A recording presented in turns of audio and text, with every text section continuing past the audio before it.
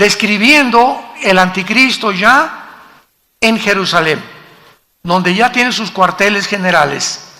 Lo que nos indica que no siempre, cuando el anticristo surja, tal vez firme el tratado de paz con los judíos 3 años y medio antes, pero posiblemente él tenga sus cuarteles en Irak o en Siria o en esa región del Medio Oriente.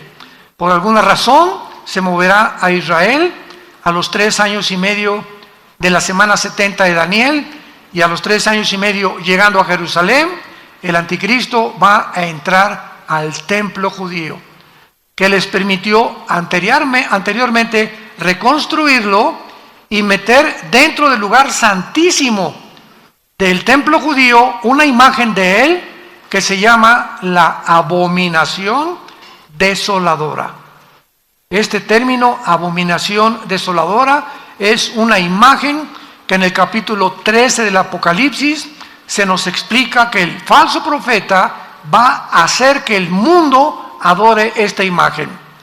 Y el momento en que el anticristo introduzca esta imagen suya en el lugar santísimo, desde luego profanando y burlándose ya claramente de los judíos, Cristo dijo en Mateo 24:15, cuando vean la abominación desoladora, hablándoles a los judíos, que habló el profeta Daniel, corran a los montes, porque habrá tribulación como jamás la ha habido en toda la historia. Entonces, el capítulo 12 del libro de Daniel inicia diciéndonos, en aquel tiempo, ¿cuál tiempo? Corresponde al versículo anterior. En el tiempo en que el anticristo se mude a Jerusalén, en ese tiempo que es a los 3 años y medio de la semana 70 de Daniel, se levantará Miguel, el gran príncipe que está de parte de los hijos de tu pueblo.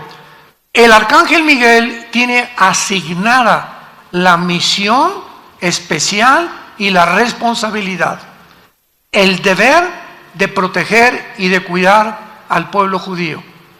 Y esta es la razón, y nos da la respuesta de por qué Israel, a pesar de que todos los primeros 5 grandes imperios, desde el imperio egipcio, asirio, babilónico, los medos persas, los griegos y los romanos, 6 imperios, el romano fue después de Daniel, desde luego en tiempos de Juan, 6 imperios, que el último romano fue el que lo crucificó, fue el que destruyó Jerusalén y fue el que hizo que los judíos se esparcieran en todas las naciones del mundo, el imperio romano.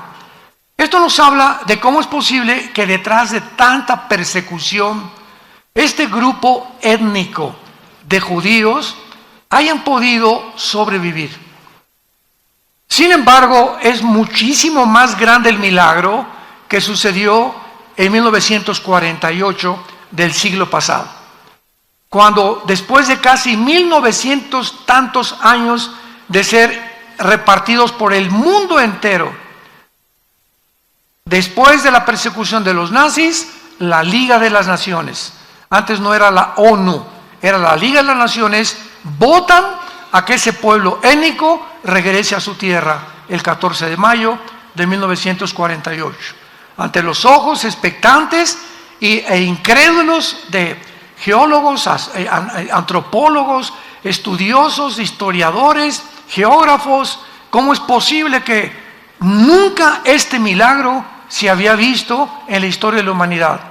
Que un grupo que había sido esparcido y que hubiera perdido su identidad, su cultura, su lenguaje, sus costumbres, sus tradiciones, como le ha sucedido a todas las naciones que han sido esparcidas o que se han cambiado de una nación a otra, no le sucedió al pueblo judío.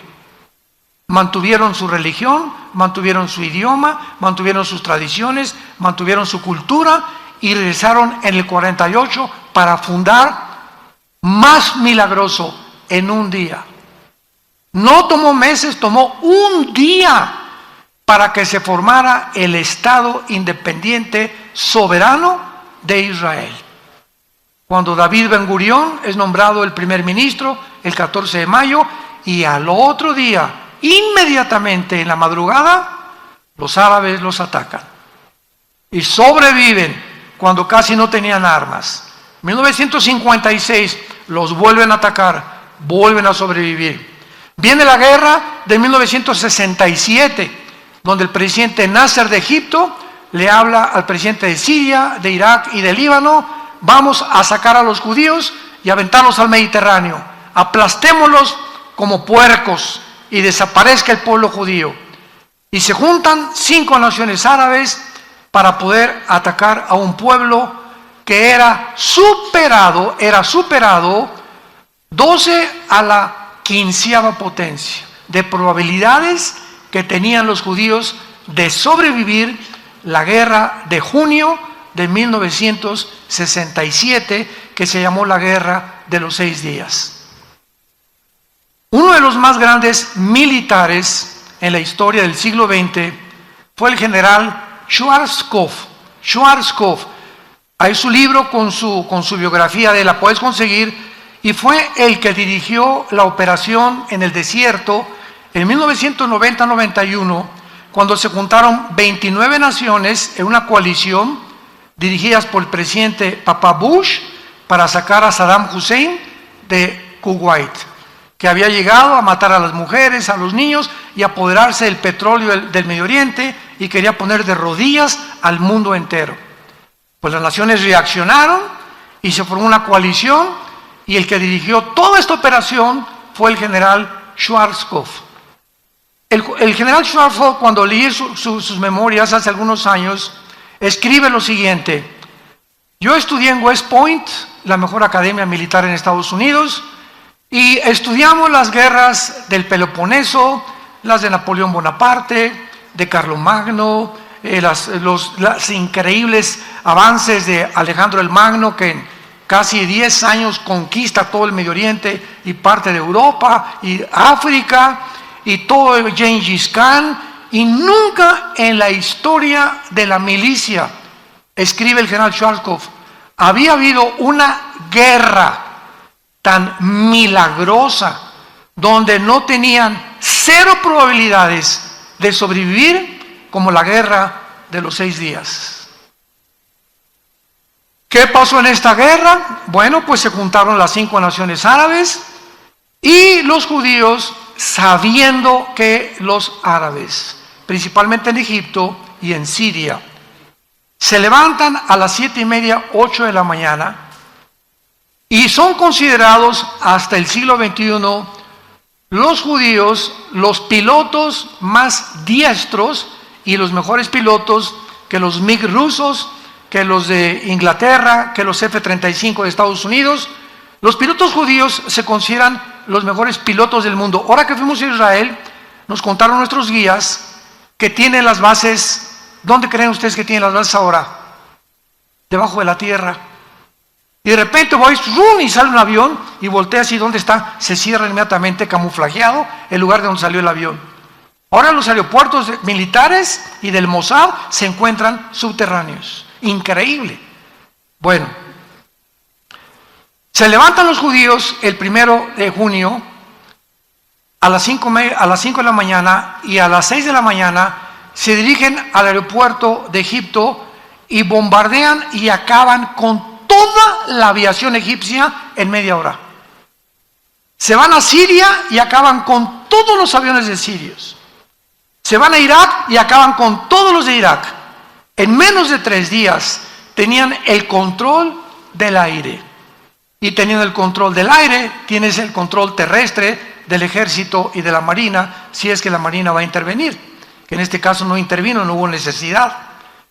Y en 5 días habían llegado a las colinas del Golán, entraron a Jerusalén por primera vez desde que en el año 70 después de Cristo fueron expulsados, y ellos regresaron y entraron hasta las colinas del Golán, al norte de Israel, junto al mar de Galilea, que es la frontera con Siria.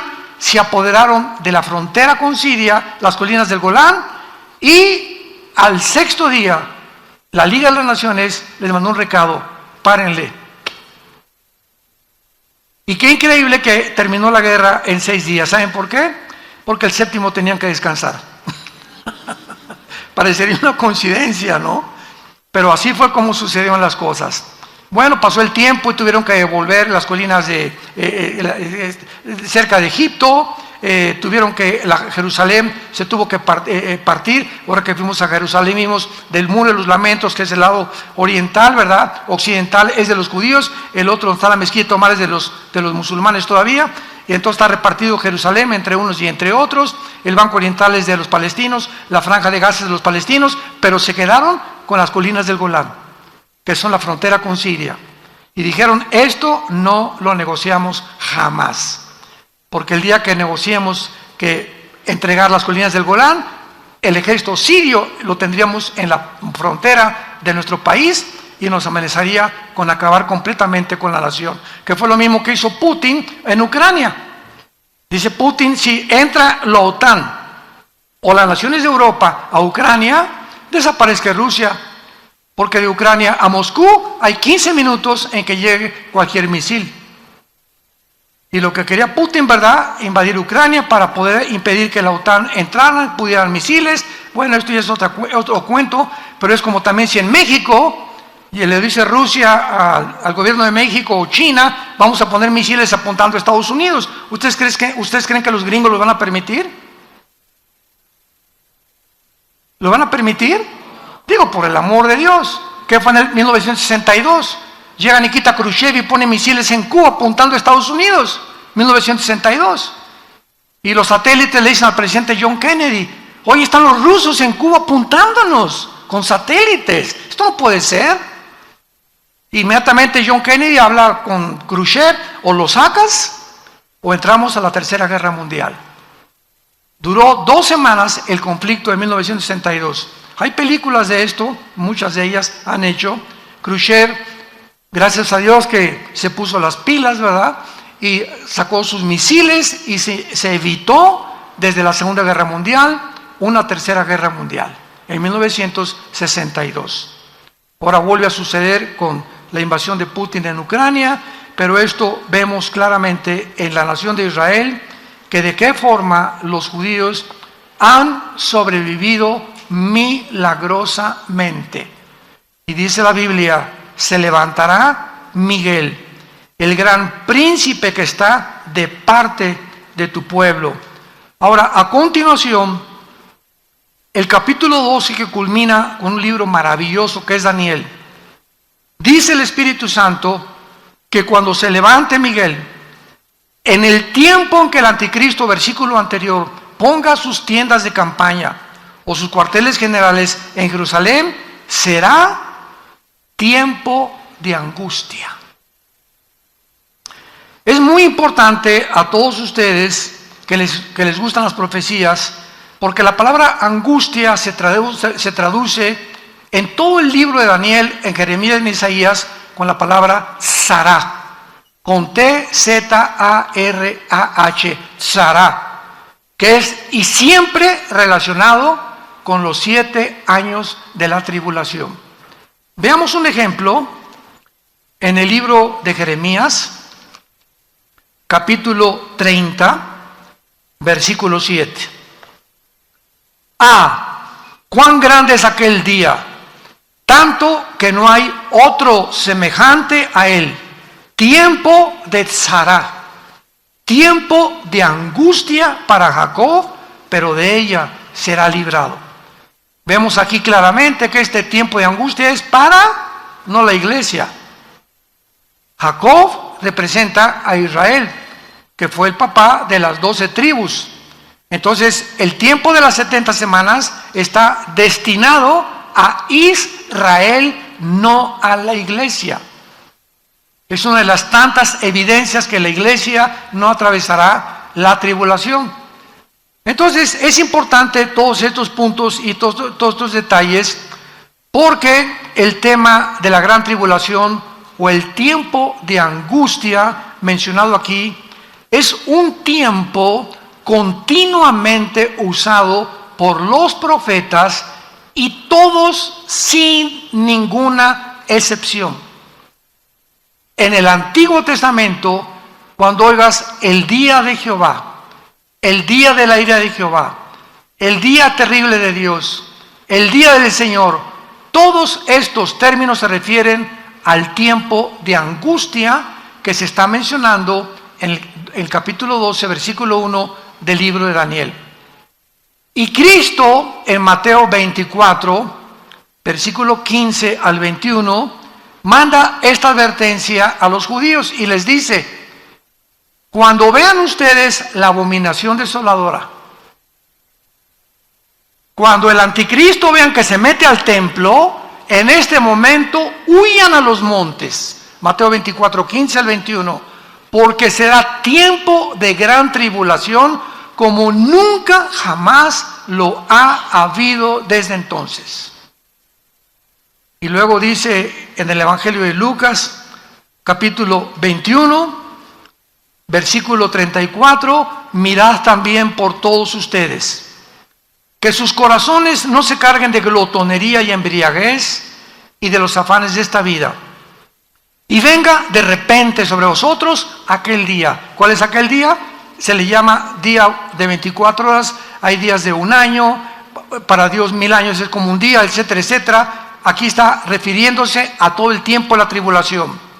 Porque como un lazo vendrá sobre todos los que habitan sobre la faz de la tierra, velad pues en todo tiempo, orando para que sean tenidos por dignos de escapar de todas estas cosas que vendrán y de estar en pie delante del Hijo del Hombre. Dice el versículo 25, habrá señales en el sol, en la luna, en las estrellas, en la tierra, angustia de las gentes confundidas a causa del bramido del mar, o sea, de los tsunamis que habrá, desfalleciendo los hombres por el temor. Esta palabra, desfalleciendo los hombres, es falta de aliento. La gente, cuando vea todo lo que está pasando, se le va a ir la respiración. Va a haber ataques al corazón, al por mayor de la gente. No van a poder creer lo que están viendo con sus ojos. Desfalleciendo los hombres por el temor y la expectación de las cosas que vendrán sobre la tierra, porque las potencias de los cielos serán conmovidas. Todo este tiempo de angustia, de tribulación, el día del Señor, el día de Jehová, gracias Señor que la iglesia no estará aquí, o por lo menos los que trajeron su Biblia esta mañana.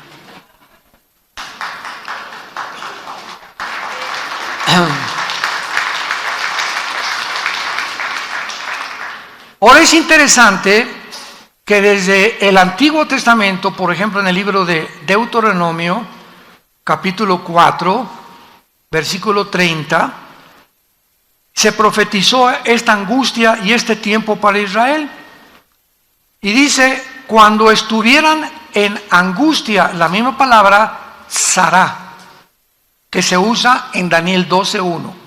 Cuando venga este tiempo de angustia, que no era tan claro cuando escribió Deuteronomio, y te alcanzaren todas estas cosas, sí en los postreros días. Esta palabra en el hebreo, a los que les guste apuntar, apúntala, porque será la palabra clave en el libro de Daniel.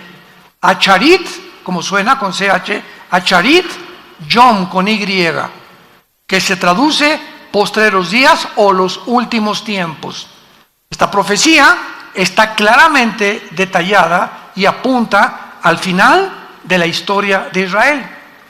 Y les dice Moisés, cuando en aquel tiempo de angustia les alcance todas estas cosas, y si se volvieran a Jehová su Dios y oyeren su voz, porque Dios misericordioso es, no te dejará, ni te destruirá, ni se olvidará del pacto que les juró a sus padres. Dios les dice con muchos años de anticipación a los judíos, viene un tiempo para ustedes peor que el de los nazis. Nosotros ahora lo conocemos, creemos que el de los nazis fue la persecución y el holocausto más grave que desde que los expulsaron a los judíos de España y los han perseguido durante 1900 años, pero el tiempo de la tribulación, dice la Biblia, nunca habrá un tiempo tan cruel, tan sanguinario, tan feroz, tan salvaje como en el tiempo cuando el anticristo los vuelva a perseguir. Hitler será como Pinocho comparado con el anticristo. De lo que no nos imaginamos que vendrá sobre el mundo entero. Y desde aquí se les advierte, si ustedes en ese tiempo se vuelven a mí, los voy a salvar. Y esto lo vemos claramente en Isaías capítulo 29, también en el Antiguo Testamento, y lo dice de la siguiente manera. Perdón, es Isaías capítulo 29.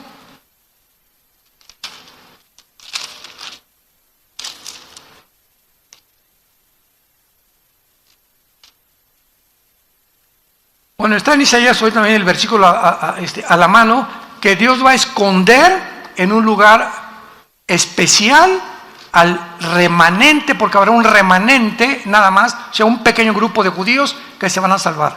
Todos los demás judíos, igual que los gentiles en esta época, se van a condenar. Los que no hayan puesto su esperanza en el Hijo de Dios. Y vemos nosotros claramente también aquí, ¿verdad?, que entonces todos estos pasajes que hablan de la tribulación también se mencionan en el Nuevo Testamento. El apóstol Pablo en la segunda carta a los Tesalonicenses, segunda carta a los Tesalonicenses capítulo 2, versículo 8, hablando de este tiempo, escribe Pablo: y entonces se manifestará aquel inicuo, que es el anticristo, a quien el Señor matará con el espíritu de su boca y destruirá con el resplandor de su venida. Inicuo, cuyo advenimiento es por obra de Satanás, con gran poder y señales y prodigios mentirosos, y con todo engaño de iniquidad para los que se pierden. ¿Quiénes van a ser engañados? Todos aquellos que van a perderse en el infierno. Todos los seres humanos, millones de seres humanos, se burlaron de Dios, nunca quisieron aceptar a Cristo, quisieron independizarse ellos. Yo voy a hacer mis 10 mandamientos, no tengo por qué someterme a ese Dios, yo soy Dios, yo puedo crear realmente el mejoramiento de mi familia, de mis hijos, etcétera, etcétera. Entonces, estas personas van a ser engañadas. Yo les contaba hace algunos momentos que mi esposo y yo vimos un video que nos conmovió tanto. En una ciudad de Estados Unidos se juntaron como 30 o 40 ciclistas encuerados de los pies a la cabeza, ni tangas tenían los hombres, encuerados 100% en bicicletas, en un desfile del orgullo. Y dices, bueno, Dios mío, claro que es una bola de psicópatas, ¿verdad? O sea, ya no, a más locura no se puede llegar.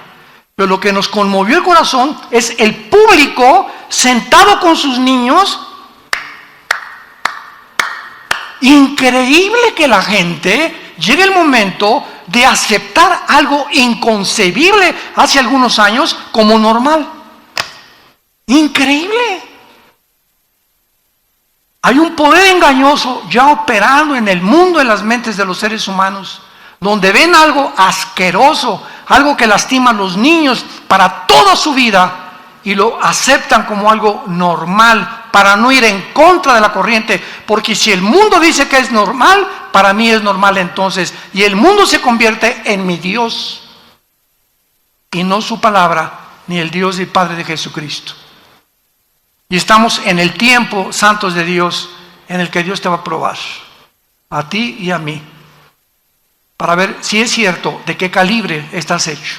Y cuando vengan esas tentaciones, que tú comiences a darte cuenta que comienzas a probar esto, y poner en tu trabajo y en tu escuela, para no ir en contra de la mayoría, comienzas a unirte a ellos bajo esas densas tinieblas bajo las cuales están, sin darte cuenta que al aceptarlo te metes a las mismas tinieblas y tu entendimiento queda enceguecido para siempre.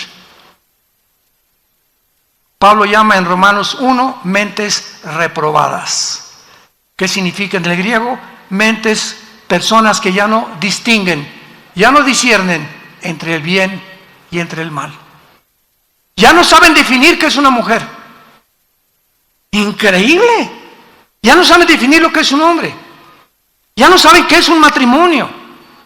O sea, más locura. más locura no puede haber. Cuando ya perdemos la razón, la conciencia, la lógica, el sentido elemental, y donde ya comenzamos a pensar cosas que la energía satánica está operando en el mundo entero.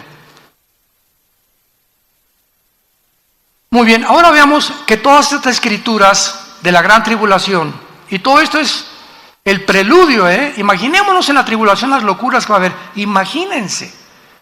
Satanás en la forma del anticristo, los ángeles caídos en el mundo, los demonios aquí, por todos lados. Bueno, dice la Biblia, ¿verdad?, que será un tiempo como jamás en la historia ha habido, y toda la humanidad que se van a quedar aquí, no se la van a acabar. Y todo esto es una preparación, porque antes de que Satanás lleve a cabo y ponga en práctica un sistema satánico, antes la humanidad tiene que estar preparada para acabar aceptando lo que no es aceptado como si fuera verdad.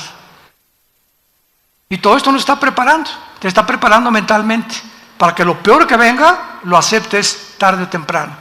Tú y tus hijos serás responsables de lo que acepten tus hijos y tus nietos y mis nietos también, porque la sangre de ellos será sobre nuestras cabezas. Veamos en Isaías capítulo 13 las escrituras, algunas escrituras. Estamos en este tiempo revisando lo que los profetas hablaron acerca de este tiempo de la gran tribulación, que inicia el capítulo 12 del libro de Daniel. Isaías capítulo 13, dice el versículo 9. Vean ustedes los términos y recuérdenlos. He aquí el día de Jehová. Siempre que veas el día de Jehová, es el día de los 7 años de la tribulación del Nuevo Testamento. O el día del Señor, o el día de la ira, etcétera, etcétera. He aquí el día de Jehová viene, terrible, de indignación y ardor de ira, para convertir la tierra en soledad y raer de ella a sus pecadores. Por lo cual las estrellas de los cielos y sus luceros no darán su luz. El sol se oscurecerá al nacer y la luna no dará su resplandor. Y castigaré al mundo por su maldad, dice el Señor, y a los impíos por su iniquidad, y haré que cese la arrogancia de los soberbios, y abatiré la altivez de los fuertes. Me paro aquí. ¿Por qué Dios escoge un pecado en particular para atacar y condenar ese pecado en el tiempo de la tribulación? Y el pecado que Él escoge es la soberbia. ¿Cómo puede el señor Klaus Schwab, presidente del Foro Económico Mundial, haber declarado en Davos que van a inventar una Biblia con inteligencia artificial para borrar nuestra Biblia? Va a salir la Biblia gay a finales de este año, eliminando todos los pasajes que hablan de la homosexualidad. ¿Cómo puede el consejero de Klaus Schwab, director del Foro Económico Mundial, Noah Harari, un judío, decir esto?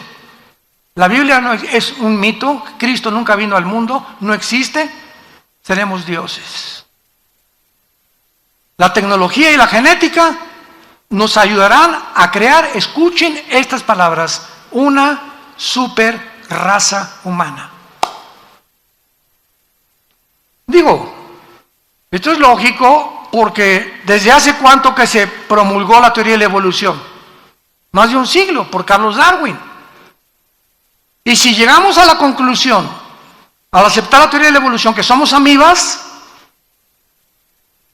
que no hay un creador, que todo es un accidente, y que entonces lo único que necesitamos es un mejoramiento evolutivo, y hemos llegado ahora con la ciencia y la tecnología, nos van a ayudar a evolucionar a un nivel superior.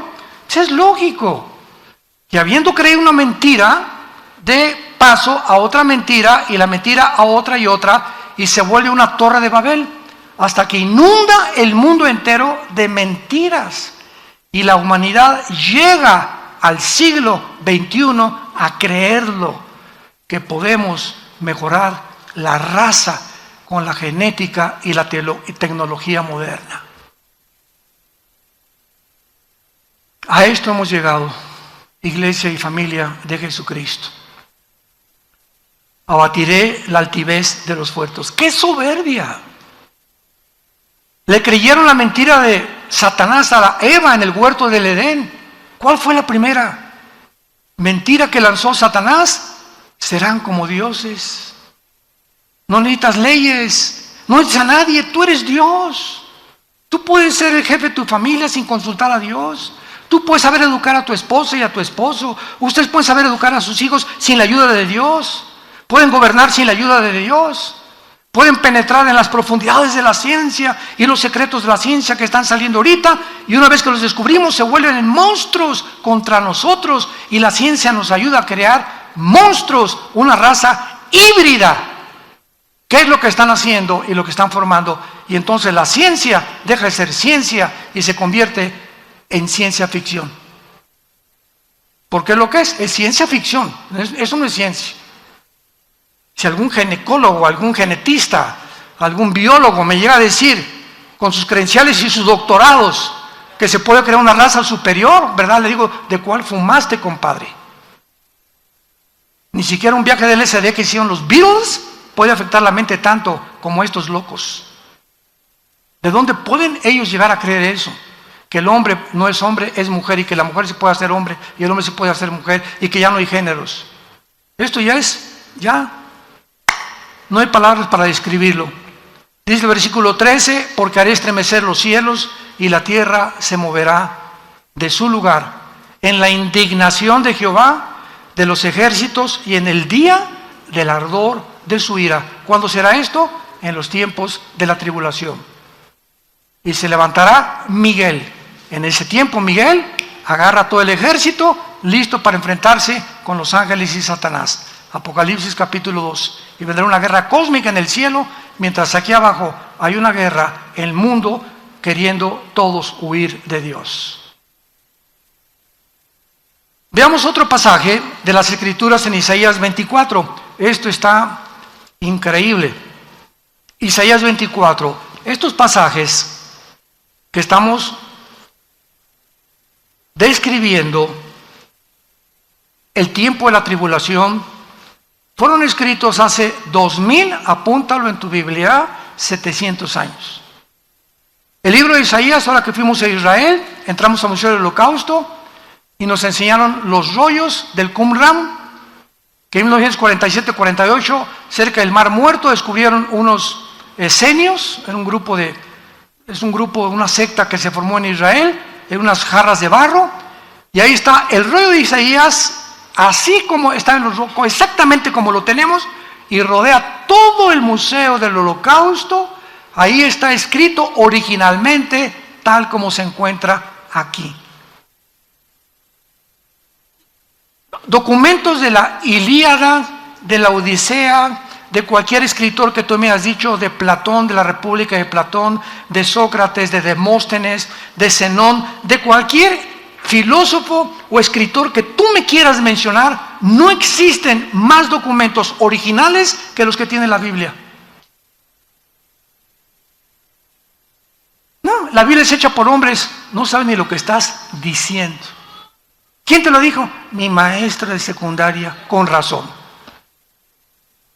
Con razón, comenzamos a creer todo lo que dicen los noticieros, porque el ataque es contra la palabra de Dios y comienzan a hablar cosas que ni siquiera saben. Dice Isaías 24, versículo 3 en adelante. Escuchen esto, la tierra fue escrito hace 2700 años, enfatizo.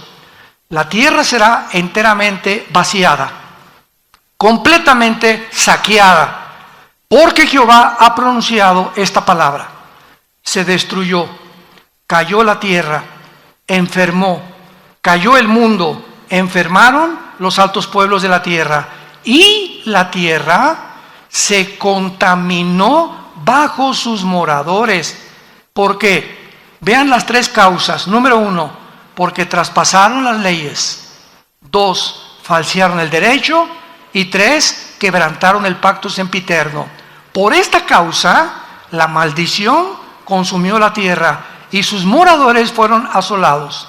Por esta causa fueron consumidos los habitantes de la tierra y disminuyeron los hombres. Número 1, hemos traspasado las leyes de Dios.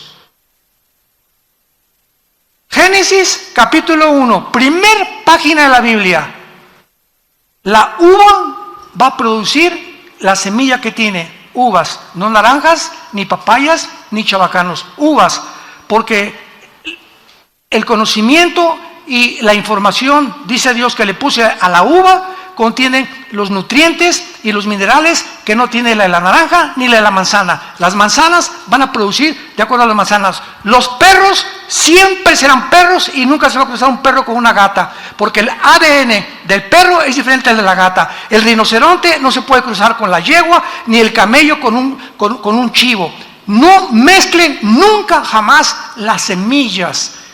Desde antes que en 1860 Mengele comenzara a descubrir las herencias o la ley de la herencia, hasta 1954 del siglo pasado, el doctor Crick y el doctor Watson le dan el premio Nobel de Medicina por descubrir la molécula del ADN, el ácido desoxirribonucleico. Cuando leen esto, yo siempre lo dije, si Charles Darwin hubiera conocido precisamente el ADN que está en las células, nunca hubiera escrito el libro El origen de las especies, que es la aberración más grande de la literatura que existe. Y ya Dios lo había establecido, pero comenzamos ahorita ya a cruzar vampiros con murciélagos, con palomas, y el chivo con un perro, y una oveja con un chivo, y estamos comenzando a producir mezclas, y siempre una mezcla entre dos ADN produce un híbrido. Cruza un caballo con una burra, ¿qué nace? Una mula, y las mulas son híbridas porque violaron las leyes de Dios. Por esta maldición viene sobre el mundo. No le eche la culpa a Dios, somos nosotros los que nos hemos creído dioses y podemos nosotros creer que podemos manipular la genética a nuestro antojo. Hemos falseado el derecho, ya no hay justicia en ningún lado. Los niños son traficados. Las Naciones Unidas, que es la institución que desde 1946-47 se formó para poder realmente traer respeto entre nación contra nación y poder defender los principios morales y éticos de las naciones, se convierte en el gran enemigo de las naciones, tratando de decretar la pedofilia como algo legal. Hemos falseado el derecho. Y hemos quebrantado el pacto sempiterno. ¿Cuál es el matrimonio? ¿Cuál es la institución más santa, más sagrada que existe en la Biblia? El matrimonio. No hay institución más santa y más sagrada que el matrimonio, porque es el vínculo y el bastión de toda sociedad. Las naciones están formadas por familias. Y cuando la familia es destruida, y cuando ya son 2 hombres y 2 mujeres, los padres de los niños, es cuando decimos, hemos quebrantado, nos hemos vuelto locos de creer que puede funcionar. Y finalmente les doy una estadística que les va a poner los pelos de punta, y es la siguiente. No lo dice la Biblia, lo dice los doctores de psiquiatría y psicología en Los Ángeles, California, y en Nueva York. Escuchen esto. El 65% de las personas que se han hecho operaciones de cirugía para cambiarse de sexo o los